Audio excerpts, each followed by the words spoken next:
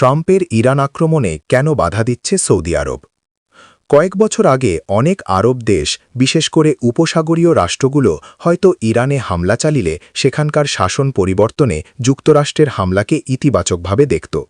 গত কয়েক দশক এই দেশগুলো ইরানকে গভীর সন্দেহের চোখে দেখে এসেছে। ইরানকে তারা সবচেয়ে বড় আঞ্চলিক হুমকি হিসেবে দেখে। কিন্তু বর্তমানে মার্কিন প্রেসিডেন্ট ডোনাল্ড ট্রাম্প যখন ইরানে এমন একটি হামলার কথা ভাবছেন, তখন আরব নেতারা মার্কিন প্রশাসনকে ইরান আক্রমণ না করতে তদবির করছেন। ২৭ মাস ধরে আরব নেতারা মধ্যপ্রাচ্য জুড়ে ইসরায়েলের তাণ্ডব লক্ষ্য করছেন। তারা দেখেছেন ইসরায়েল কিভাবে মহান ইসরায়েল ধারণা বাস্তবায়নে মরিয়া হয়ে উঠেছে। তারা ইসরায়েল রাষ্ট্রকে ইরাকের ইউফ্রেটিস নদী থেকে মিশরের নীল নদ পর্যন্ত বিস্তৃত করতে চায়। এ লক্ষ্য অর্জনের জন্য ইসরায়েল সম্পূর্ণ অবৈধভাবে উল্লেখযোগ্য পরিমাণ আরব ভূখণ্ড দখলে নিয়েছে। ইসরায়েল শুধু গাজায় গণহত্যা চালিয়ে এবং ভূখণ্ড দখলের পরিকল্পনা দিয়ে ক্ষান্ত হয়নি, পশ্চিম তীর, সিরিয়া ও লেবাননে দখল আরও বিস্তৃত করেছে। আরব নেতাদের জন্য সবচেয়ে উদ্বেগজনক ঘটনা হল গত বছরের সেপ্টেম্বর মাসে ইসরায়েল মার্কিন মিত্র কাতারের উপর অপ্রত্যাশিতভাবে আক্রমণ চালায়। এর আগে জুন মাসে অঞ্চলটির একমাত্র পারমাণবিক শক্তিধর দেশ ইরানের পারমাণবিক কর্মসূচি ধ্বংসের জন্য যুক্তরাষ্ট্রকে রাজি করিয়েছিল ইসরায়েল। সংক্ষেপে বলতে গেলে পরিপূর্ণ আঞ্চলিক আধিপত্য প্রতিষ্ঠায় ইসরায়েল তার অবস্থান এত পরিষ্কারভাবে আগে কখনো প্রকাশ করেনি। এ প্রেক্ষাপটে যুক্তরাষ্ট্র ইরানে আক্রমণ করলে তা ইসরায়েলের আগ্রাসন সম্প্রসারণ এবং আঞ্চলিক ক্ষমতার সম্প্রসারণকে আরও শক্তিশালী করবে। এই কাঠামোগত পরিবর্তনই ইরানে সম্ভাব্য মার্কিন ইসরায়েল হামলার বিরুদ্ধে আরব নেতাদের বিরোধিতার পেছনে মূল কারণ।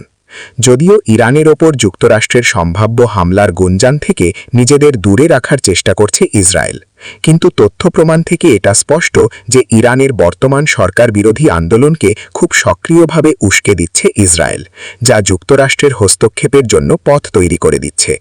এ মাসের শুরুর দিকে যুক্তরাষ্ট্রের সাবেক পররাষ্ট্রমন্ত্রী মাইক পম্পেও এবং ইসরায়েলের বর্তমান ঐতিহ্য বিষয়ক মন্ত্রী আমিচাই এলিয়াহু এই ইঙ্গিত দিয়েছেন যে ইসরায়েলের এজেন্টরা সামনে থেকেই ইরানের প্রতিবাদ আন্দোলনকে উস্কে দিচ্ছেন। ইসরায়েলের গণমাধ্যম চ্যানেল 14 জানিয়েছে ইরানি প্রতিবাদীদের কাছে অস্ত্র পৌঁছে দিচ্ছে ইসরায়েল। গণমাধ্যমটির খবরে দাবি করা হয় চলমান সহিংসতায় কয়েক ডজন ইরানি নিরাপত্তাকর্মী নিহত হয়েছেন।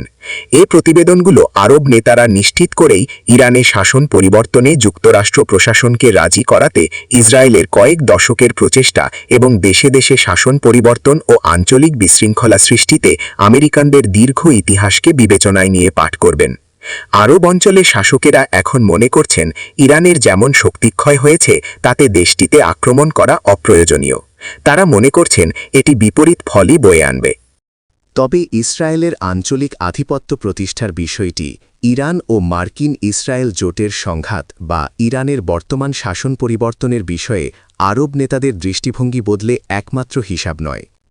সম্প্রতি মধ্যপ্রাচ্যে ঘটে চলা রাজনৈতিক ও নিরাপত্তা পরিবর্তনগুলিও এক্ষেত্রে গুরুত্বপূর্ণ ভূমিকা রাখছে। ২০২৩ সালের পর থেকে ইরান ব্যাপকভাবে দুর্বল হয়ে পড়েছে। কঠোর নিষেধাজ্ঞার কারণে দেশটির অর্থনীতি মারাত্মকভাবে ক্ষতিগ্রস্ত হয়েছে। মার্কিন ইসরায়েলি হামলা দেশটির সামরিক সক্ষমতা ও পারমাণবিক কর্মসূচিকে ব্যাহত করেছে। ইরানের প্রক্সি নেটওয়ার্কও মারাত্মকভাবে ক্ষতিগ্রস্ত হয়েছে। ২০২৪ সালের ডিসেম্বরে সিরিয়ার বাশার আল আসাদের পতন হয়।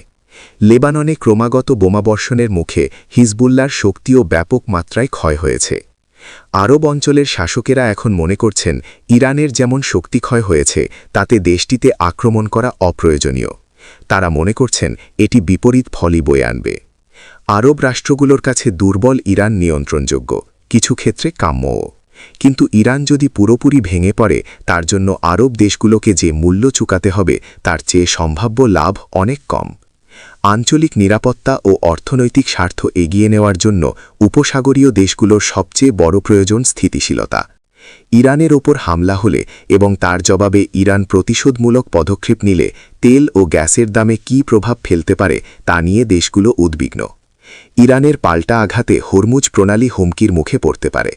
তেল ও প্রাকৃতিক গ্যাস পরিবহনের জন্য এটি অত্যন্ত গুরুত্বপূর্ণ একটি পথ।